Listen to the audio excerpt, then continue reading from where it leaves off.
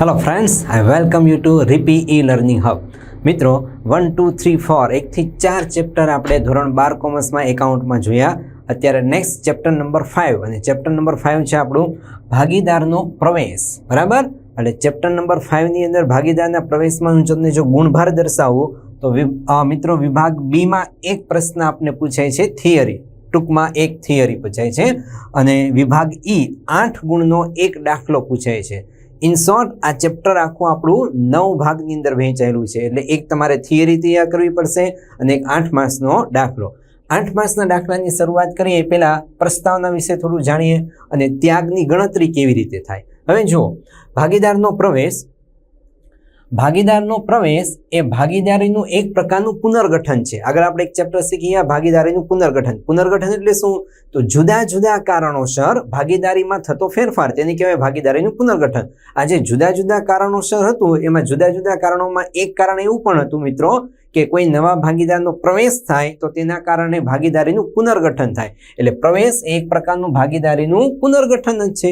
હવે સિમ્પલ વસ્તુ સમજીએ જરા કે ભાગીદારીના કાયદા અનુસાર ચાલુ ભાગીદારીમાં નીચેની બે રીતે, ખાસ ધ્યાન રાખજો, બે રીતે નવા ભાગીદારને પ્રવેશ આપી શકાય. કઈ બે રીતે પ્રવેશ આપી શકાય? એક, જો બધા જ ચાલુ ભાગીદારો સર્વાનુમતે નવા ભાગીદારને સ્વીકારવા માટે તૈયાર હોય. એટલે બધા જ ચાલુ ભાગીદારો એવું ઈચ્છતા હોય કે ભાઈ કઈ વાંધો નહીં, આપણે નવા ભાગીદારને પ્રવેશ આપીએ.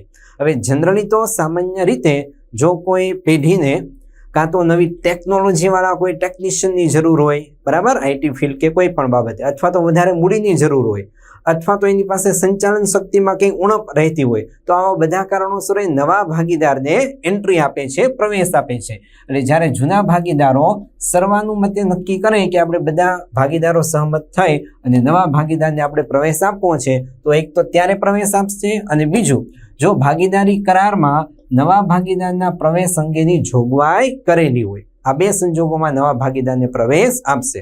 હવે મિત્રો સિમ્પલ વસ્તુ, જ્યારે કોઈ નવો ભાગીદાર એન્ટર થશે, બરાબર, એટલે નવા ભાગીદાર એમને એમ તો કોઈ જૂનો ભાગીદારો જે ચાલુ ભાગીદારો એમને તો સીધી એન્ટ્રી ન જ આપે, સ્વાભાવિક વસ્તુ છે.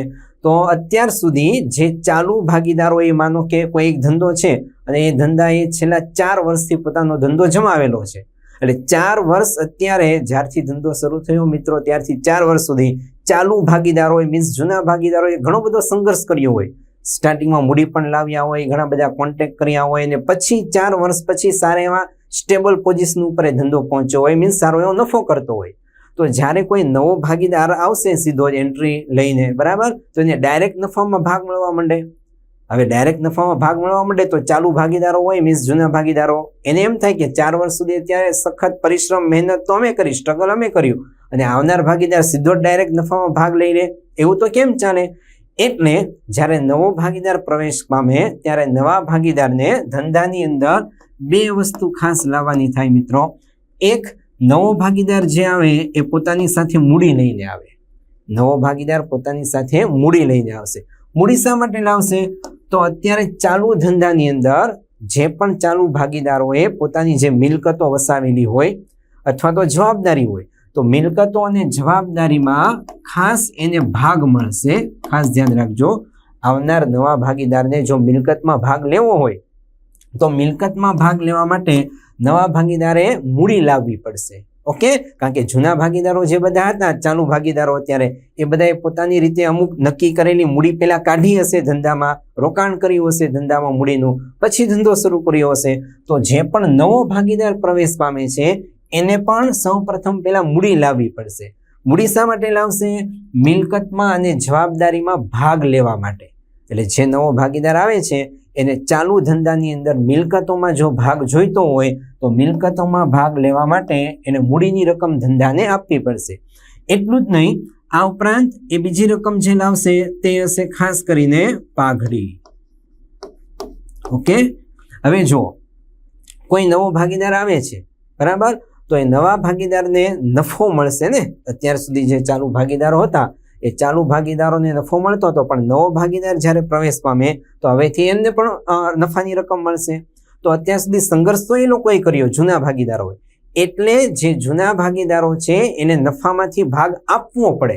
ખાસ ધ્યાન રાખજો, ચાલુ ભાગીદારોએ નફામાંથી ભાગ આપવો પડે અને નફામાંથી જ્યારે ભાગ આપે છે ત્યારે જે નવો ભાગીદાર આવે છે એને પોતાના ભાગની અમુક રકમ પાઘડી તરીકે લાવવી પડશે. ઓકે, એટલે મિલકતમાં ભાગ લેવા માટે નવો ભાગીદાર મૂડી આપશે અને નફામાં ભાગ લેવા માટે, ચાલુ પેઢીના નફામાં ભાગ લેવા માટે નવો ભાગીદાર પાઘડી પેટે રકમ લાવશે. હવે આ પાઘડી પેટે જે રકમ લાવે એને કહેવાય પાઘડીનું પ્રીમિયમ. ઓકે, એટલે ખાસ ધ્યાન રાખજો, નવો ભાગીદાર મૂડી તરીકે લાવશે તો મિલકતમાં એને હિસ્સો મળે અને નવો ભાગીદાર પાઘડીનું પ્રીમિયમ તરીકે રકમ લાવશે તો એને નફા નુકસાનમાં ભાગ મળશે. પરંતુ મિત્રો સમજો કે માનો કે 3 ભાગીદાર છે, અત્યારે ચાલુ ભાગીદારો જે છે, કન્ડિશન શરૂ છે પેઢીની, એમાં 3 ભાગીદારો છે. હવે આ 3 ભાગીદારો છે એમાં માનો કે પેઢીનો કુલ નફો 100 રૂપિયા થાય છે. એક્ઝામ્પલ આપું છું સમજાવવા માટે. તો આ 100 રૂપિયાને 3 ભાગમાં વહેંચવામાં આવે સરખાઈશે તો આપણને ખ્યાલ આવે 100 ભાગ્યા 3 કરશો એટલે 33.33 અને 33.33 એટલે કે ચાલુ 3 ભાગીદારોને 33 રૂપિયા નફો મળતો હોય. ઓકે, અત્યારે હાલની પોઝિશનમાં. પરંતુ આ 3 ભાગીદારમાં એક ભાગીદાર નવો પ્રવેશ પામે એટલે 4 ભાગીદાર થાય. તો જ્યારે 4 ભાગીદાર થાય અને સમજો કે એનો નફો જે છે એ 100 રૂપિયા છે, તો હવે 4 વચ્ચે કેટલા રૂપિયા વહેંચાશે? તો આપણને ખ્યાલ આવે 25 રૂપિયા હવે 4 ભાગમાં વહેંચાશે. ઓકે, પહેલા 100 રૂપિયા નફો થતો હતો, 3 ભાગીદાર હતા તો 33 રૂપિયા આવતા હતા. 100 રૂપિયા નફો થાય છે અને ભાગીદાર 4 થયા તો 4 વચ્ચે સરખે હિસ્સે વહેંચતા 25 રૂપિયા આવે. ઇન શોર્ટ, આ જે જૂના ભાગીદારો હતા એને પોતાના ભાગનો, નફાના ભાગનો ત્યાગ કર્યો એમ કહેવાય.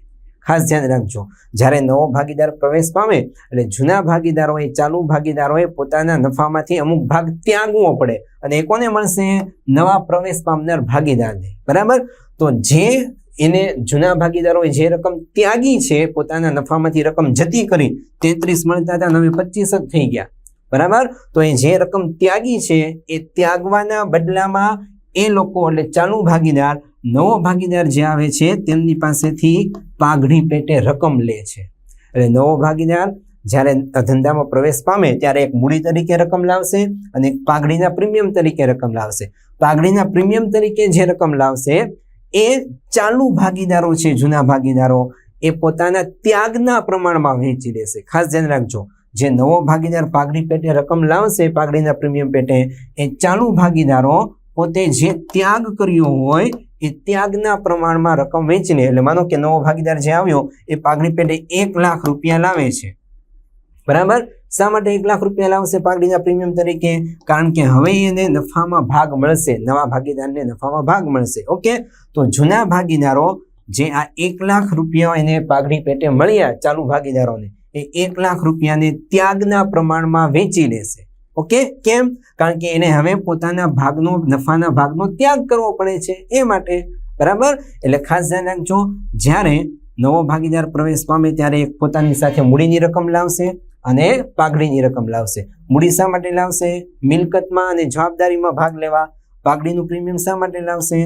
નફામાં ભાગ લેવા માટે. ઓકે, મીન્સ નફા નુકસાનમાં ભાગ લેવા માટે. હવે જ્યારે નવો ભાગીદાર પ્રવેશ પામે એટલે ખાસ બીજી એક પોઝિશન ઊભી થશે, નફા નુકસાનનું પ્રમાણ બદલાય. ઓકે, તો નફા નુકસાનનું પ્રમાણ બદલાશે એટલે જૂના ભાગીદારો જે છે એ ત્યાગ કરતા હોય પોતાના ભાગનો, એટલે અહીંયા ત્યાગનું પ્રમાણ મેળવવું ખાસ જરૂરી છે. કારણ કે પાઘડીની રકમ જે છે ત્યાગના પ્રમાણમાં વહેંચવામાં આવે અને તેથી આપણે અત્યારે જોવાના છે ત્યાગના દાખલાની ગણતરી.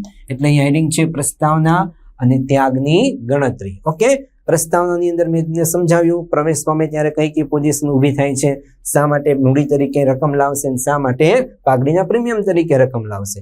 ચાલો આગળ વધીએ. નીચેના પ્રશ્નોના નવા નફા નુકસાનના પ્રમાણ અને ત્યાગના પ્રમાણની ગણતરી કરો. બરાબર? પ્રવેશ પામે એટલે નફા નુકસાનનું પ્રમાણ પણ બદલાય અને જૂના ભાગીદારો મીન્સ ચાલુ ભાગીદારોએ અમુક રકમ ત્યાગી હોય તો એ પણ આપણે મેળવવી પડે. તો જોઈએ 1 by 1 એક પછી એક આપણે સમ્સ. હવે આ જે દાખલા છે ને મિત્રો એ ટૂંકા દાખલા છે. એ ખરેખર આપણને પરીક્ષાની અંદર 8 માર્ક્સનો દાખલો પૂછાય તો મોટો દાખલો પૂછાય. બરાબર? પરંતુ આ ટૂંકા દાખલા એ ગણતરીના એક ભાગ રૂપે હોય છે. 8 માર્ક્સનો તમારે પૂરેપૂરો દાખલો સોલ્વ કરવો હોય, મીન્સ 8 માંથી 8 માર્ક્સ લાવવા હોય તો આ શોર્ટ સમ્સ, આ ગણતરીની તમને જરૂર પડશે. એટલે સૌપ્રથમ આપણે આ ટૂંકા સમ્સ જે છે શોર્ટ સમ એ સમજી લઈએ કે જેથી 8 માંથી 8 માર્ક્સ મેળવવા તમારા માટે ઈઝી બની જાય. જો આ ગણતરીનો તમને ખ્યાલ હોય તો તમે કમ્પ્લીટ આખો દાખલો સાચો નહીં ગણી શકો. એટલે આ જરૂરી છે ત્યાગના પ્રમાણની ગણતરી. એમાં પહેલી ફર્સ્ટ પોઝિશન છે ભાગીદાર એ અને ભાગીદાર બી 3/2 ના પ્રમાણમાં નફો નુકસાન વહેંચતા ભાગીદારો છે. તો આ 3/2 જે છે એ આપણું થયું નફા નુકસાનનું જૂનું પ્રમાણ. ઓકે, આ છે આપણું જૂનું પ્રમાણ. તેઓએ સી ને, ચાલો 2 ભાગીદારો તો પોતાનો ધંધો ચલાવતા જ હતા. હવે નવા ભાગીદારની જરૂર પડીને પ્રવેશ આપે છે, પરંતુ તે સી ને નફામાં 1/4 ભાગમાં ભાગ આપવાની શરતે દાખલ કર્યો. જૂનું પ્રમાણ ચાલુ ભાગીદારોનું 3/2, નવા ભાગીદાર સી ને પ્રવેશ આપ્યો. કેવી રીતે પ્રવેશ આપ્યો કે તું જે આવે છે ને નવો ભાગીદાર, અમે તને નફામાંથી 1/4 ભાગ આપીશું. એનો મતલબ આ બંનેને જે નફા નુકસાનમાં ભાગ મળતો હતો એમાંથી એને પોતાના ભાગનો ત્યાગ કર્યો. ઓકે, અને એ માટે આપણે અહીંયા ત્યાગના દાખલાની ગણતરી સમજવી પડશે. હવે સમજી લો કેવી રીતે ત્યાગ મળશે આપણને. તો જ્યારે માત્ર જૂના ભાગીદારનું જૂનું પ્રમાણ અને નવા ભાગીદારનો નફાનો ભાગ આપ્યો હોય, એટલે 2 જ વસ્તુ આપી હોય, ત્યારે સૌ પ્રથમ આપણે ધારવાનું છે. ઓકે, એટલે આપણે ધારીશું સૌ પ્રથમ, ચાલો આ જૂનું પ્રમાણ છે અને અહીંયા સી નો ભાગ 1/4. ધારો કે પેઢીનો કુલ નફાનો ભાગ 1 છે. બરાબર, પેલા ધારી લેવાનું. ક્યારે? જ્યારે જૂના ભાગીદારનો જૂનો ભાગ અને નવા ભાગીદારનો માત્ર નફા ભાગ 2 જ વસ્તુ આપી હોય, ત્યારે ધારો કે પેઢીનો કુલ નફો 1 છે. આ કુલ નફો જે 1 છે એમાંથી આપણે નવા ભાગીદારનો નફાનો ભાગ 1/4 બાદ કરીશું, એટલે આપણને મળશે બાકીનો નફા ભાગ. જોઈએ બાકીનો નફા ભાગ. સી ને 1/4 ભાગ આપ્યા બાદ એ અને બી માટે બાકી વધતો નફા ભાગ. એટલે ધારો કે પેઢીનો કુલ નફો 1, પેલું સ્ટેપ. બીજું, બાકીનો વધતો ભાગ. બાકીનો વધતો નફા ભાગ કેટલો હતો? કુલ નફા 1 માંથી નવા ભાગીદારનો નફા ભાગ 1/4 બાદ કરવાનું. 1 માંથી 1/4 બાદ કરશો એટલે આપણને જવાબ મળશે 3/4. આ કેવી રીતે આવ્યા? તો આગળ આપણે જોઈ ગયા છે કે સરવાળા બાદબાકીમાં છેદ સરખા હોય તો જ સરવાળા બાદબાકી થાય. 1/4 છે, અહીંયા 1/4 કશું જ નથી, તો એના છેદમાં 4 આપણે મૂકવા પડે.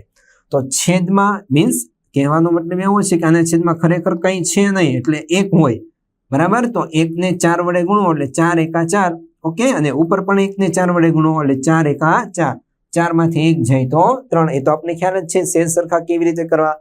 આના છેદમાં કશું જ નથી. રિપીટ અહીંયા ફરી લખી દઉં, 1 - 1/4. આના છેદમાં કશું જ નથી એટલે 1 હોય, તો એને 4 વડે ગુણો આપણે તો છેદ સરખા થાય. અહીંયા 4 એકા 4 અને અહીંયા પણ 4 એકા 4, એટલે 4 માંથી 1 જાય તો 3 વધે. છેદમાં 4/4 મીન્સ 3/4 બાકીનો નફા ભાગ. હવે આ જે બાકીનો નફા ભાગ છે એને આપણે ફરી પાછો ગુણવો પડશે. આગળ જૂના ભાગીદાર માટે નવો ભાગ બરાબર, તો બાકીના નફા ભાગને જૂના પ્રમાણમાં જૂના ભાગમાં વેચતા. ઓકે, તો બાકીનો નફા ભાગ આપણે મળ્યો 3/4. બાકીનો નફા ભાગ આપણે મળ્યો 3/4 અને જૂના પ્રમાણના ભાગ એટલે આપણી પાસે જૂનું પ્રમાણ હતું 3/2. બતાવી દઉં તમને હું. ચાલો, આપણી પાસે જૂનું પ્રમાણ છે 3/2. તો નફાનો નવો ભાગ કેવી રીતે મળશે આપણને? તો જે બાકીનો નફા ભાગ છે 3/4 ગુણ્યા જૂનું પ્રમાણ 3/2 એટલે 3/5. ઓકે, આવી રીતે એનો નવો નફા ભાગ બરાબર બાકીનો નફા ભાગ 3/4 ગુણ્યા જૂનું પ્રમાણ 3/5. 3 તેરી 9, 5 ચોક 20. ઓકે, ચાલો આ મળ્યો એનો નવો ભાગ, નફા ભાગ. નેક્સ્ટ આગળ વધીએ. બી નો નવો ભાગ. તો આમાં સેમ બાકીનો નફા ભાગ 3/4 એટલે 3/4 ગુણ્યા જૂનું પ્રમાણ 3/2 એટલે 2/5. જૂનું પ્રમાણ છે આપણું 3/2 એટલે 3/5 અને અહીંયા 2/5. 3 દૂની 6, 5 ચોક 20. ઓકે, ચાલો એટલે આ મળી ગયો ભાગીદાર એ અને ભાગીદાર બી બંનેનો નવો ભાગ. હવે જો સી નો ભાગ આપણને જે આપ્યો છે મિત્રો 1/4, એનું પણ છેદ આપણે શું કરીશું? સરખા. સી નો નવો ભાગ 1/4.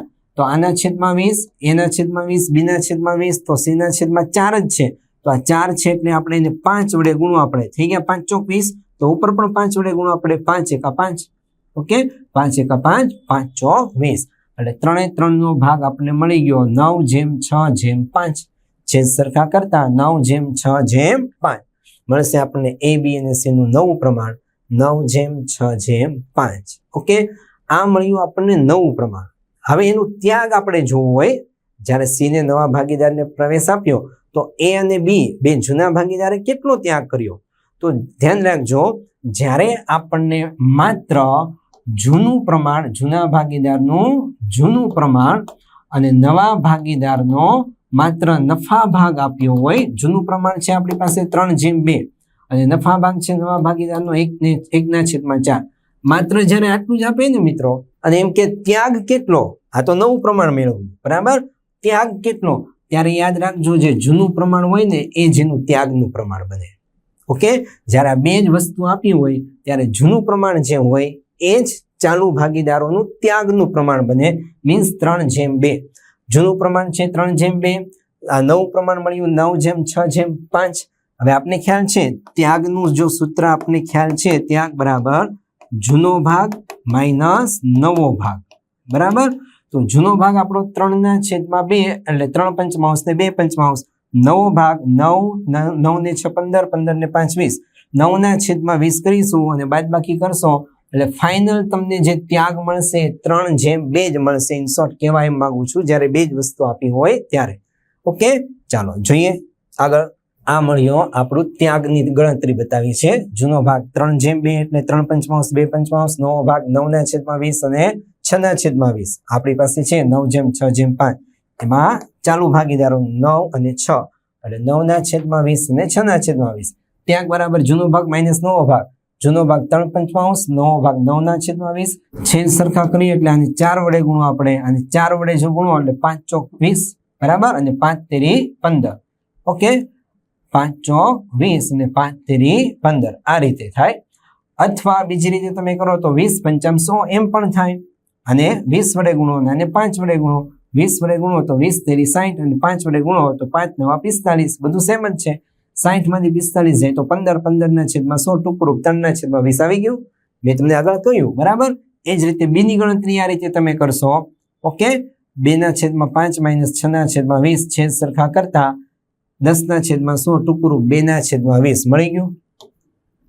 3:2. A અને B નું ત્યાગનું પ્રમાણ 3:2.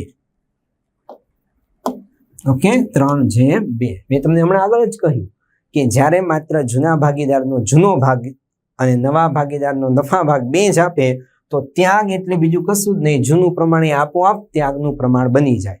ઓકે, એટલે ત્યાગની ગણતરી કરવાની ત્યાં જરૂર પડશે નહીં, માત્ર નવું પ્રમાણ. નવા પ્રમાણનું શું આપણે નિયમ યાદ રાખ્યો? ધારો કે પેઢીનો કુલ નફો 1, સૌ પ્રથમ પેલું સ્ટેપ. 1 માંથી નવા ભાગીદારનો નફા ભાગ બાદ કરવાનો, બરાબર. ધારો કે પેઢીનો કુલ નફો 1, આ 1 માંથી નવા ભાગીદારનો નફા ભાગ બાદ કરવાનો તો 3/4. ટૂંકમાં કહું તો 4 × 4, 4 માંથી 1 જાય તો 3, 3/4. આ મળી ગયો આપણને, બરાબર. બાકીનો નફા ભાગ, આ બાકીના નફા ભાગને જૂના પ્રમાણ વડે ગુણી નાખવાનું 3:2 એટલે આપણને મળશે નવું પ્રમાણ છેદ સરખા કરતા. આ છે આની ફોર્મ્યુલા. ઓકે, ચાલો આગળ વધીએ છીએ નેક્સ્ટ સમ તરફ. ક્યારે આની જરૂર પડશે? ખાસ પાઘડી માટે જરૂર પડશે, પાઘડીના હવાલામાં. ઓકે, આગળ વધીએ મિત્રો. Example number 2. A અને B 4:3 પ્રમાણમાં નફો નુકસાન વહેંચી લેતા ભાગીદારો છે, બરાબર. હવે જૂનું પ્રમાણ આપ્યું 4:3. C ને 1/7 ભાગે પેઢીમાં નવા ભાગીદાર તરીકે દાખલ કરવામાં આવે છે. એટલે નવા ભાગીદારનો ભાગ આપ્યો 1/7. જૂનું પ્રમાણ 4:3, C નો ભાગ 1/7. C જો નવો ભાગ જે આવ્યો ને એ 2/21 ભાગ A પાસેથી મેળવશે અને 1/21 ભાગ B પાસેથી મેળવશે. એનો મતલબ એવો થયો, C ને કોણ ભાગ આપશે? તો A કેટલો આપશે? 2/21 ભાગ. એનો મતલબ A ભાગીદારે ત્યાગ કર્યો. કેટલો ત્યાગ કર્યો? 2/21. આ એને ત્યાગ કર્યો કહેવાય. અને C ને B નામનો ભાગીદાર કેટલો આપશે? 1/21. એનો મતલબ B નામના ભાગીદારે પણ ત્યાગ કર્યો કહેવાય. જ્યારે તમને આપે C 2/20 ભાગ A પાસેથી મેળવશે અને 1/21 ભાગ B પાસેથી મેળવશે, મીન્સ A અને B એ આટલા ભાગનો ત્યાગ કર્યો. હવે તમને ત્યાગ તો આપી દીધો, ઓકે, અને છેદ સરખા છે જો 21 તો આપને ખ્યાલ આવી ગયો ત્યાગનું પ્રમાણ 2/2 ડાયરેક્ટ ખ્યાલ આવી જાય. ઓકે, પરંતુ નવો ભાગ કેટલો એ જોવું પડશે ને. નવો ભાગ કેટલો જોઈએ. નવો ભાગની ગણતરી આપણે 1 by 1. સૌપ્રથમ a અને b નું જૂનું પ્રમાણ 4/3 એટલે 4/7 ને 3/7. c નો ભાગ નવા ભાગીદારનો ભાગ 1/7. હવે c તેના ભાગ પૈકી 2/21 ભાગ a પાસેથી અને 2/21 ને 1/21 ભાગ b પાસેથી મેળવે છે. તો આપણે એમ કહી શકીએ એનો ત્યાગ આવી ગયો. મેં તમને કહી દીધું એનો ત્યાગ 2/21 જ્યારે પોતાના ભાગમાંથી એવું કે ને ત્યારે શબ્દ ધ્યાન રાખજો, પોતાના ભાગમાંથી આપેલો છે. આગળ એવો શબ્દ આવશે પોતાના ભાગનો. આઈ રિપીટ, આગળ એવો શબ્દ આવશે પોતાના ભાગનો. તો એનો જે ભાગ હોય ને એની સાથે ગુણાકાર થાય. ભાગનો એવો શબ્દ આવે તો પોતાના ભાગમાંથી એવો શબ્દ આવે એટલે સીધો ત્યાગ કહેવાય. ઓકે, ચાલો. એટલે a નો ત્યાગ 2/21 અને b નો ત્યાગ આપણે મળ્યો 1/21. પરંતુ ખરેખર આપણે હવે જોઈએ છે નવા ભાગ. તો નવો ભાગ બરાબર જૂનો ભાગ માઇનસ ત્યાગ. ઓકે, જૂનો ભાગ આપણી પાસે છે 4/3 અને ત્યાગ છે આપણી પાસે 2/1. 4/3 અને 2/1. ઓકે, તો જૂનો ભાગ અહીંયા રહ્યો. ચાલો, 4/3 એટલે 4/7 અને ત્યાગ 2/1. એ લખી દઉં 4/3 અને 2/1. આ છે જૂનો ભાગ અને આ છે ત્યાગ. ઓકે, ચાલો. હવે આ છે ત્યાગ અને આ છે જૂનો ભાગ. બરાબર. તો જૂનો ભાગ કેટલો? 4/3 એટલે એનો જૂનો ભાગ 4/7 માઇનસ ત્યાગ કેટલો? 2/1 એટલે 2/21. આમ પણ તમે 2/1 પણ મૂકી શકો અથવા તો 2/21 જે ડાયરેક્ટ આપેલું છે એ પણ મૂકી શકો. 2/21 અને 1/21. ઓકે, ચાલો અહીંયા જ લખી દઉં 2/21 અને 1/21. તો જો છેદ પાછા સરખા કરવા પડશે. અહીંયા 21 છે, અહીંયા 7 છે, તો અને આપણે 3 વડે ગુણો. આપણે 7×3 = 21 થઈ ગયા. તો ઉપર 3 વડે ગુણો આપણે 4×3 = 12 7×3 = 21. ઓકે, થઈ ગયા. તો 4×3 = 12 12 માંથી 2 જાય તો 10 10/21. ઓકે, અહીંયા 11 નહીં 10/21. ચાલો. ઓકે, આ મળ્યો આપણને જવાબ 10/21. આ તો બી એનો થયો. હવે આગળ બી નો ભાગ જૂનો ભાગ 3 બરાબર 4/3 માં 3/7 માઇનસ ત્યાગ 1/21. બરાબર. છેદ પાછા સરખા કરો તો 3 વડે ગુણો. આપણે ઉપર 3×3 = 9 7×3 = 21 3×3 = 9 9 માંથી 1 જાય તો 8 8/21. બરાબર. તો આ મળી ગયો આપણને એનો અને બી નો નવો ભાગ 10/21 અને 8/21. ઓકે, હવે સી એનો ભાગ હતો નવા ભાગીદારનો 1/7. એને છેદ સરખા કરો તો 3 વડે ગુણો. 7×3 = 21 ઉપર 3 × 3 3/21. તો 10/8/3. ઓકે, એ બી અને સી નું નફા નુકસાનનું નવું પ્રમાણ 10/8/3. આ નવું પ્રમાણ આવ્યું. હવે ત્યાગ તો આપણી પાસે ઓલરેડી પહેલેથી જ છે 2/1 એટલે ત્યાગની ગણતરીની કોઈ જરૂર છે નહીં, માત્ર નવું પ્રમાણ. ઓકે, એટલે 2 ટોપિક જોયા. જ્યારે તમને માત્ર જૂના ભાગીદારનો જૂનો ભાગ આપે અને નવા ભાગીદારનો માત્ર નફા ભાગ આપે ત્યારે ધારો કે કુલ નફો એક પેઢીનો. બીજો ટોપિક આ જોયો જેમાં શું હતું કે જૂના ભાગીદારે પોતાના ભાગમાંથી અમુક રકમની ત્યાગ કરે. બરોબર, અમુક ભાગ ત્યાગ કરે. તો ભાગીદાર પોતાના ભાગમાંથી ત્યાગ કરે એટલે સીધો ત્યાગ આપી દીધો કહેવાય. તો હવે શું કરવું? તો નવો ભાગ બરાબર જૂના ભાગ જે હોય એમાંથી ત્યાગ બાદ કરો. નવો ભાગ કેવી રીતે મળે આપણને? જૂનો ભાગ આપણને જે મળતો હોય, માનો પેલા મને 10 રૂપિયા મળતા હોય, બરાબર. હવે એમાંથી હું 2 રૂપિયા ત્યાગી દઉં તો હવે કેટલા મળે? 8 રૂપિયા. તો નવો ભાગ મળી ગયો. એટલે જૂના ભાગમાંથી તમે ત્યાગ બાદ કરો એટલે સીધો મળી જશે આપણને નવો ભાગ. ઓકે, આ મળશે નવો ભાગ. નેક્સ્ટ આગળ વધીએ. એ અને બી 3/1 ના પ્રમાણમાં નફો નુકસાન વેચતા ભાગીદાર. એટલે આ થયું જૂનું પ્રમાણ 3/1. સી ને તેઓએ નવા ભાગીદાર તરીકે દાખલ કર્યો પણ કેટલો ભાગ આપ્યો? સી કેટલો ભાગ લઈને આવે છે કહ્યું નથી. આગળના બંને દાખલાની અંદર આપણે કહ્યું હતું સી આટલા 1/4 ભાગ લાવે છે, 1/7 ભાગ લાવે છે. અહીંયા કંઈ કહ્યું નથી. બરાબર. સી એ તેના નવા ભાગીદાર તરીકે દાખલ કર્યો પણ કેટલો ભાગ લઈને આવે છે, કેટલો ભાગ આપ્યો એ કશું કહ્યું નથી. તો એ ગણવાનું, જોવાનું આપણે. ઇન શોર્ટ અહીંયા તમને હું જાણ કરી દઉં, એ અને બી જેટલો ત્યાગ કરતા હશે ને એટલો નવા ભાગીદારને નફા ભાગ મળે. એ ભાગીદાર હોય માનો એ બી સી, તો એમાં સી ને નવા ભાગીદાર તરીકે દાખલ કર્યો તો સમજો એ ભાગીદાર 10 રૂપિયા ત્યાગે પોતાના નફામાંથી, બી ભાગીદાર પણ 10 રૂપિયા ત્યાગે, તો એ અને બી બંને 10-10 રૂપિયા ત્યાગ્યા, તો નવા ભાગીદાર જે સી આવ્યો એને કેટલા મળે? 10 + 10 = 20. નવા ભાગીદારને એ બંનેનો પ્લસ થઈને મળી જાય, એનો નવો ભાગ થઈ ગયો. જે જૂના ભાગીદારે ત્યાગ કર્યો હોય તે નવા ભાગીદારને લાભ મળતો હોય. બરાબર? ચાલો આગળ વધીએ. જૂનું પ્રમાણ 3:1, નવા ભાગીદારનો ભાગ નથી આપ્યો. હવે જુઓ, એ તેના ભાગનો, ભાગમાંથી એવું નથી. બરાબર? ભાગમાંથી એવો શબ્દ હોય તો સીધો ત્યાગ. ભાગનો એવું કહ્યું એટલે ત્યાગ પેલા મેળવવો પડશે. કેવી રીતે ત્યાગ મળશે હમણાં આપણે સમજીએ. એ તેના ભાગનો 1/3 ભાગ અને બી તેના ભાગનો 1/4 ભાગ સી ની તરફેણમાં ત્યાગ કરશે. જોજો, સીધો ત્યાગ નથી આપ્યો. એનો જે ભાગ હતો એ ભાગમાંથી આ વ્યક્તિ એ તેના ભાગનો 1/3 ભાગ, અહીંયા બંનેનો ગુણાકાર થશે. ત્યાગ બરાબર જૂનો ભાગ ગુણ્યા આ ભાગનો જે ભાગ આવ્યો તે, એવી રીતે મળશે ત્યાગ. જોઈએ આગળ. નોંધ, ભાગનો આપે તો આવ્યું, શબ્દ તમને આપે ને ભાગનો આપે ત્યારે ત્યાગ કેવી રીતે મળશે? તો જૂનો ભાગ ગુણ્યા ત્યાગનો ભાગ. એ તેના ભાગનો, તો અહીંયા એનો જૂનો ભાગ, અહીંયા એનો જૂનો ભાગ ગુણ્યા આ ત્યાગ 1/3. આવી રીતે આપણને મળશે ત્યાગ. ઓકે? પણ એમ કે ભાગમાંથી, તો એ સીધો ત્યાગ આપી દો, તો આ ગુણાકાર કરવાની જરૂર નથી. જોઈએ, એ અને બી નું જૂનું પ્રમાણ 3:1, 3:1 એટલે 3/4 અને 1/4. નેક્સ્ટ, એનો ત્યાગ કેવી રીતે મળશે? તો જૂનો ભાગ, એનો જૂનો ભાગ 3:1 એટલે 3/4 ગુણ્યા ત્યાગનો ભાગ 1/3. ગુણાકાર છે 3 × 3 = 4 × 12. ઓકે? અહીંયા છેદ સરખા કર્યા. જોઈએ આગળ. 3 × 3 ખરેખર તો આમ થાય 3 × 3. ઓકે? 3 × 1, 3 × 3 = 4 × 12.